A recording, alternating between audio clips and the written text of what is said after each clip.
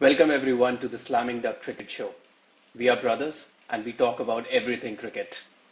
One of the greatest fast bowlers have retired, James Anderson. His last match will be the first match of the summer in England. So there are some controversial things around his retirement. So let's talk about that. So, as per what I've read online, the directors and the management of England cricket, they called Brendan McCullum and they flew him from New Zealand to England to discuss this thing. And although James Anderson sort of knew what the conversation is going to be about, but you're still unsure until it actually happens. So they had made their decisions on how they want to move forward. Yeah, even Stuart has retired recently after the Ashes. So now they want to go in a completely newer direction. As James Anderson have been playing for, I think, more than 2 decades now, being the highest wicket taker for England in not just Test cricket, but even in one-day cricket, which was very surprising to me. That was a very strange fact for me. England hasn't produced any other bowler. I think he's got 269 Yes. wickets in ODI, and that's the highest, and he's the highest wicket taker for England in ODIs. Very, very surprising fact. And I think he's also the first one to take a hat trick. Here we go. And he's got him! Hat-trick! That is another stat. And another interesting stat is that he was also part of the team in 2010, which went on to win the T20 World Cup. Although he did not feature in any game, but he was part of that squad. So he's done amazing things during his career. And I think the highlights of that would be the away Ashes victory in Australia in 2010 and 11, followed up by the away victory in India in 2012. Yes. And I think he had a great part to play in both the series. He played really well. There were questions on him, in terms of he playing in Australia. He was going for runs when he used to play before this particular series. And even in India, he cannot get wickets on these conditions. But I think he proved everyone wrong with his abilities to reverse swing in India. He took many wickets and he had a great impact on the game. And another interesting thing, I think, is that he has played 100 test matches in England, which is a record, because on the second spot it's Sachin Tendulkar playing 94 in India. So he's beaten Sachin's record there. And I don't he's going to lose by 12 test matches on the overall. Yeah, but I don't think now any player will come and play 188 test matches or 200 test matches. But for a fast bowler to play 188 test matches is a great achievement. Indeed, it is. It's extremely difficult for a fast bowler, and especially coming from the fact that his age, to keep up the fitness, it's extremely difficult on every aspect. And the way the game has moved on, specifically the way England themselves are playing, it's tough to be a part of that team.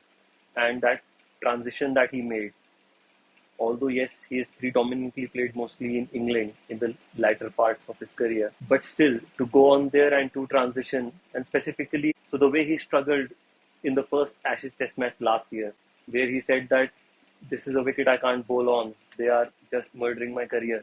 So the fact that England have gone on to prepare extremely flat decks for their batters have really changed the dynamic of the game.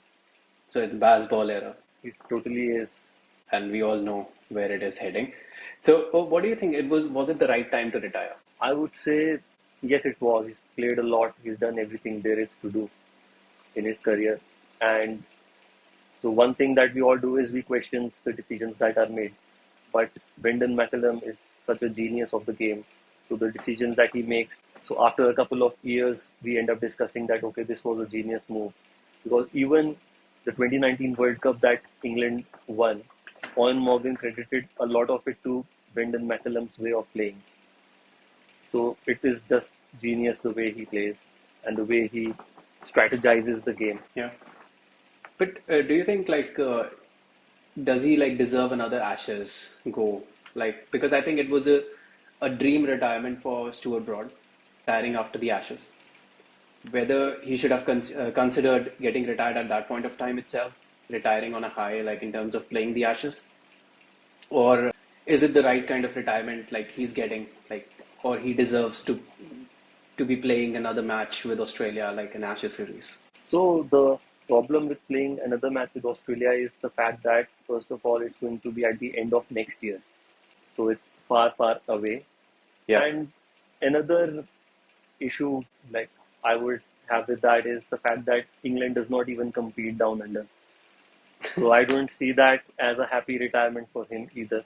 So and the good part is that he's retiring on the same ground on which he debuted, I think so. Yeah. So that's a pretty sweet finish to his amazing story. And would love to see him go out on a high and take a 5 for or a 10 for in that game. Exactly. And would miss the battles he had with Virat Kohli over the last Wow. 7 or 8 years. One of the best battles to have. After being, I think, the bowler to dismiss Sachin Tendulkar the most number of times. Yep. So it was really amazing. I think he is the great ambassador of the game. He's played this game and given us so many great memories. And I think not only with his bowling, but also with his batting, scoring 81 runs against India. And apart from that, he being either on the the strikers end for for all the iconic Test match endings. So that's been like a great show from his side. So I think he deserves it. He's like played really well. So where does they go from this Anderson Rod era? It's a tough one, but I think for the moment they'll have to go with Ollie Robinson, Mark Wood, and Chris Stokes, and maybe someone like Reece Topley if they do play Test cricket.